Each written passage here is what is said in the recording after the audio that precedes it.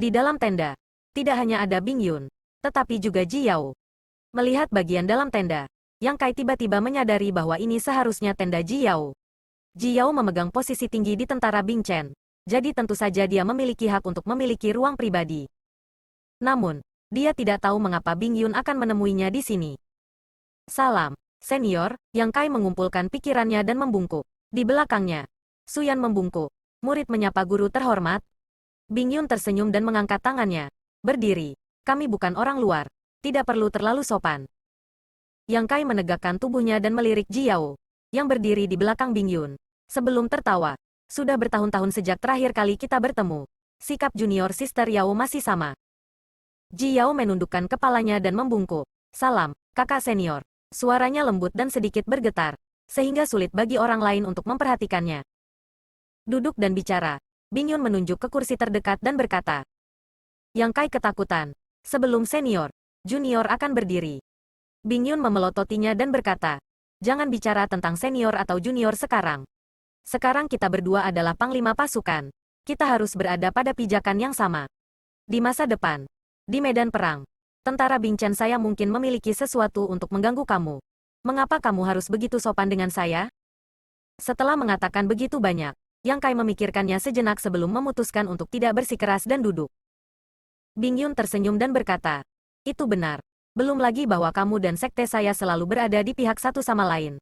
Murid saya yang berharga ini selalu setia kepada kamu. Kami adalah keluarga, jadi tidak perlu bersikap sopan di masa depan. Petik 2. Yang Kai mengangguk setuju. Dahinya meneteskan keringat. Bing Yun tiba-tiba mengubah topik pembicaraan. Saya mendengar dari manajer umum pasukan Li bahwa kamu telah berada di lapangan bintang alam bawah selama 10 tahun terakhir. Apakah semuanya baik-baik saja di sana? Yang Kai menjawab, semuanya baik-baik saja di Starfield.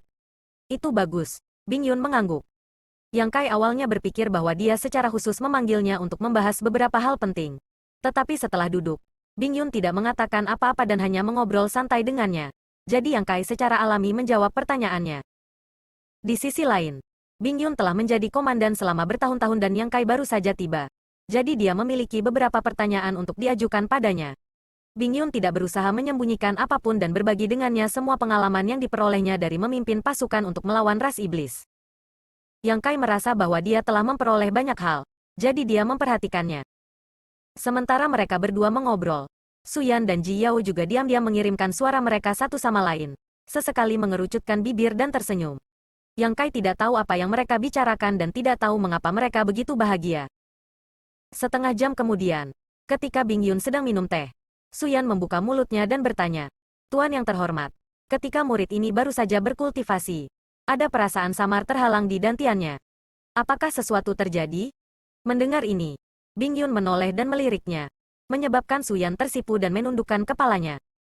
Bing Yun tersenyum. Ikuti aku akan memeriksamu. Ya, Suyan menjawab dengan hormat dan mengikuti Bing Yun keluar dari tenda. Setelah mereka berdua pergi, Yang Kai mengerutkan kening dan melihat ke arah Ji Yao. Saudari Yao, apakah ada masalah dengan kultivasi Suyan? Jika ada masalah dengan kultivasinya, itu bukan masalah kecil. Paling-paling, Kaisar Qi-nya akan terbalik dan meridiannya akan rusak. Paling buruk, dia akan menderita penyimpangan Qi dan kultivasinya akan lumpuh. Yang Kai tidak bisa menahan perasaan gugup dan bertanya dengan cemas. Mengapa dia tidak menyebutkannya sebelumnya? Ji Yao memutar matanya ke arah Yang Kai sebelum berbalik dan berjalan menuju tenda bagian dalam. Yang Kai bingung dengan tindakannya dan bertanya lagi.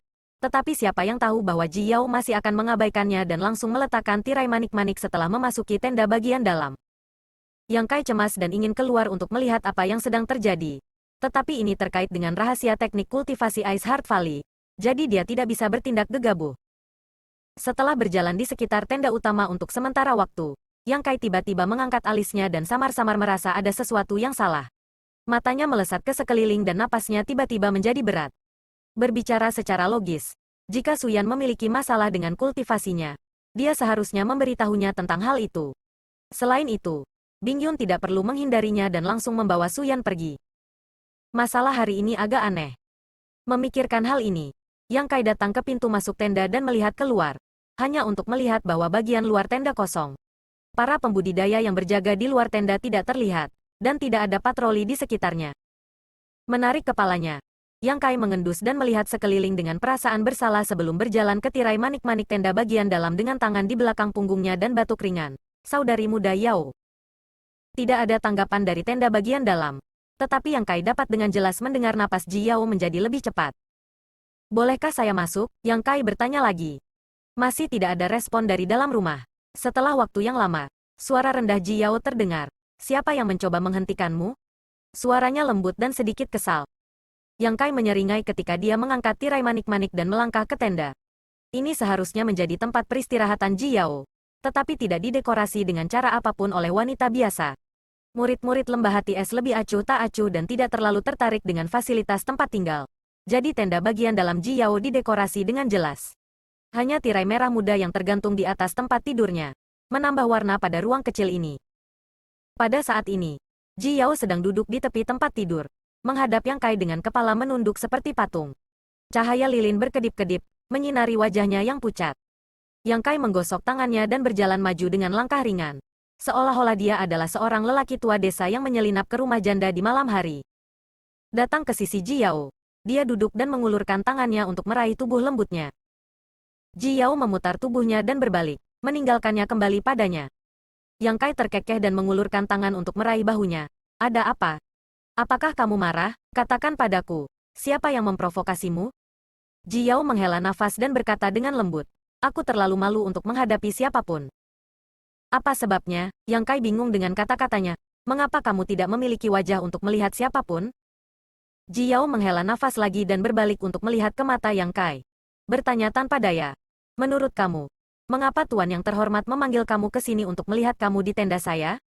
Apakah kamu berpikir bahwa Little Junior Sister benar-benar memiliki semacam masalah dengan kultivasinya sehingga dia membutuhkan guru terhormat untuk menyelesaikannya? Yang Kai sudah memikirkan hal ini. Tetapi pada saat ini, dia pura-pura tidak tahu dan bertanya dengan heran, maksudmu? Ji Yao tersipu dan berkata, Tuan yang terhormat secara khusus datang ke sini untuk menemui kamu. Adik kecil juga menemukan alasan acak untuk pergi bersama Tuan yang terhormat. Hanya untuk memberi kamu dan saya privasi. Mata Yang Kai melebar. Mereka tahu? Ji Yao mengulurkan tangan dan menutupi wajahnya. Aku benar-benar tidak punya wajah untuk melihat Little Junior Sister lagi. Apa yang harus aku lakukan? Yang Kai tidak tahu apakah harus tertawa atau menangis ketika dia mengulurkan tangannya dan menarik tangannya dari wajahnya. Menghiburnya. Bahkan jika itu masalahnya. Tidak apa-apa.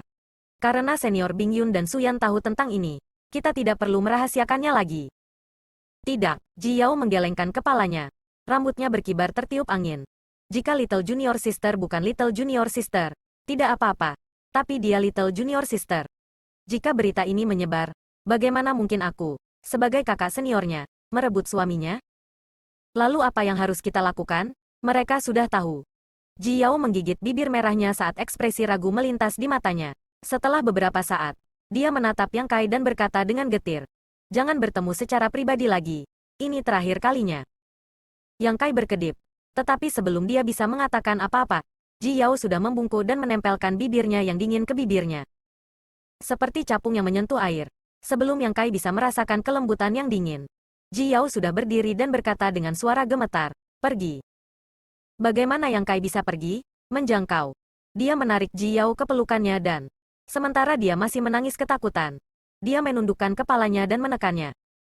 Untuk sesaat, pikiran berada dalam keadaan kebingungan dan hati dalam kekacauan. Di tempat tidur yang harum, dua tubuh panas terjerat satu sama lain. Pada awalnya, Ji Yao sedikit menolak. Tetapi setelah beberapa napas, dia sudah terengah-engah saat dia melingkarkan lengannya di leher Yang Kai. Pakaiannya berantakan, dan Yang Kai terkejut. Ji Yao tidak menolak kali ini. Di masa lalu, ketika dia menanggalkan pakaiannya, dia selalu melindungi dirinya sendiri. Tetapi kali ini dia tidak melawan sama sekali. Yang Kai merasa lebih termotivasi, seperti serigala atau harimau.